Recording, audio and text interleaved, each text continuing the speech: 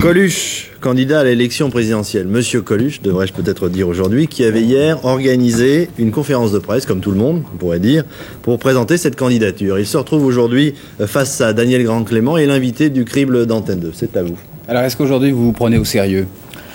Ah ben, c'est surtout vous qui prenez ça au sérieux puisque vous m'invitez. D'ailleurs, je vous en remercie. Mais effectivement, ma candidature... On vous invite pour vous expliquer. Oui, je sais, c'est l'endroit où vous parlez vite pour qu'on n'ait pas le temps de parler. Mais je vais m'habituer parce que je l'ai déjà vu, l'émission. Ma candidature est très sérieuse dans la mesure où j'ai plus de chances d'avoir des voix que les autres candidats qui se présentent, quoi, tout simplement. Il y a plus de gens qui sont censés adhérer à mon...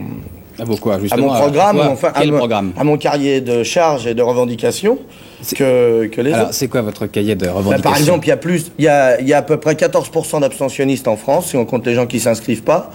Or, au dernier sondage, par exemple, Michel Debré, il aurait 8%. Donc, il est quand même très très loin derrière. Très facile, ça. Très facile. À la limite, n'importe quel candidat peut réclamer les mêmes voix que vous.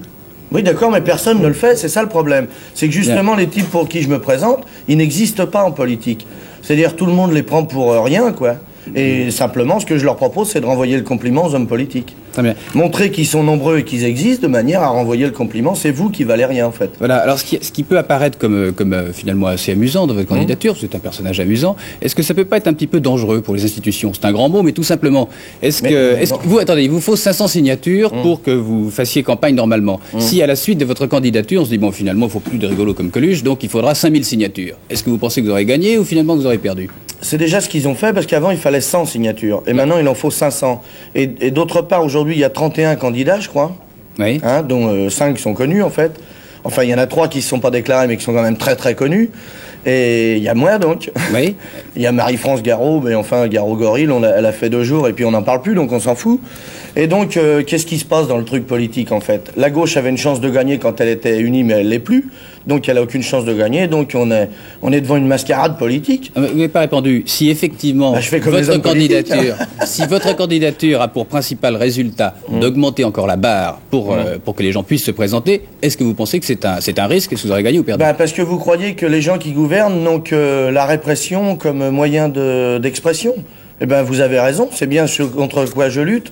Et justement, je suis pas d'accord qu'ils emmerdent avec des lois antidémocratiques alors qu'ils clament partout qu'on est dans une démocratie. Quel a été le candidat le plus ennuyé de lire ce que dit la presse de votre candidature, de savoir que vous êtes candidat aujourd'hui, à votre avis ? Je crois pas qu'il y ait quelqu'un qui soit ennuyé parce que... Brice Lalonde ne doit pas être très content. Pourquoi ? Je vais pas réclamer les voix des écologistes. Je prends les voix des abstentionnistes. Personne ne les a jamais eues. Moi, je fais acte de civisme pour ces gens-là. C'est-à-dire que les mecs que je réclame, à qui je réclame de voter pour moi, n'ont jamais voté. Comme moi, d'ailleurs. Enfin, moi, j'ai voté une fois quand j'ai eu ma carte parce que je voulais savoir si c'était utile. Et je me suis aperçu que j'avais voté pour rien. Et il y a des mecs qui ont voté pendant 30 ans pour rien. Il y a des gens qui ont voté à gauche alors que la gauche a jamais réussi à s'entendre parce qu'ils ont fait passer leur intérêt personnel avant les intérêts de la France, donc et des Français. Et puis ceux qui ont voté à droite, eh ben, ils ont bien vu que c'était pour rien parce que le ministre vient encore de dire qu'on manquait pas de pétrole alors que l'Iran, avec qui on est allié dans cette affaire-là, fait des restrictions, elle, chez elle. Donc, si un jour vous faites un discours devant 1000 personnes et que tout d'un coup les 1000 personnes se mettent à applaudir sans rire. 1000 personnes, mais vous riez, des entrées payantes, j'en fais plus que ça, moi. Ouais. Et si personne ne rit, est-ce que vous n'avez pas changé d'attitude ? Est-ce que ça va vous faire quelque chose de voir 1000 types qui vous applaudissent sans rire, qui croient à ce que vous dites ? Parce que vous prenez une responsabilité, les gens vont investir quelque chose en vous.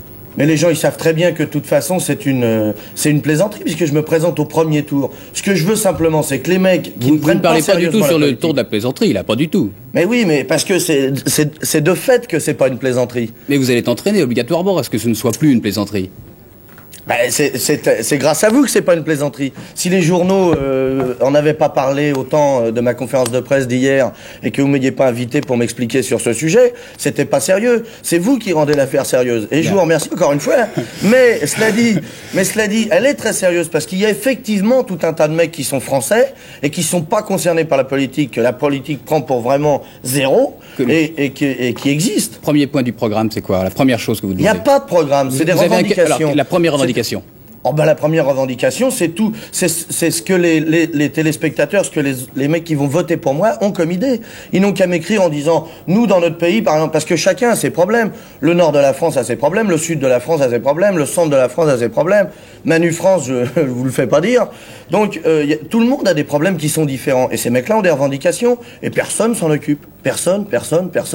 Hein, il y en a qui font des promesses, d'autres qui donnent des espoirs, et puis à la fin du compte, on n'a rien. On n'a rien. Je vous remercie. Eh ben, je vous en prie.